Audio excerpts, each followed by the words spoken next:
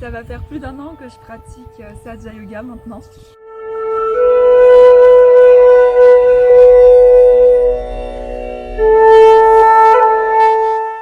Et c'est vraiment une pratique formidable. Ça m'a tout de suite plu parce qu'en fait on a juste besoin des mains et de son souffle pour se connecter à l'omniprésence, pour faire le tri dans son cerveau, donc dépoussiérer ce mental et pour retrouver la paix intérieure, se reconnecter à soi-même en fait tout simplement. C'est vraiment quelque chose de salvateur parce que personnellement avant j'étais plus dans les livres que dans la pratique et la pratique fait toute la différence. On ne peut pas comprendre tant qu'on l'a pas expérimenté. On peut atteindre des états comme la conscience sans pensée, c'est juste formidable. Et je pense que ça devrait être plus qu'une activité extrascolaire, mais vraiment une hygiène spirituelle. Personnellement, je peux plus faire ça maintenant. Et ma plus grande difficulté d'ailleurs, ça a été au départ d'accepter cette extrême simplicité qui en fait ne se trouve que dans le silence.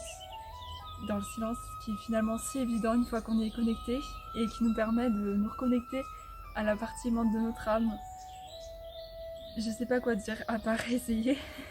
Bonjour, j'ai démarré la pratique de Sahaja Yoga en 2004 et ça a été pour moi un changement, bouleversement, une évolution spirituelle d'ampleur à beaucoup de niveaux, professionnel, social, mais majoritairement et surtout la méditation quotidienne qui m'a permis au fil des années de m'améliorer, de devenir quelqu'un de bien plus centré, de bien plus stable et avec une envie, une joie intérieure de faire les choses qui m'a toujours permis d'avancer, mais aussi surtout le fait de pouvoir le faire passer à d'autres personnes.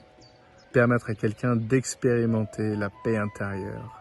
J'ai vu des gens évoluer et s'améliorer et prendre du bon temps avec la méditation, toujours aujourd'hui, et pour qui aussi leur vie a complètement changé.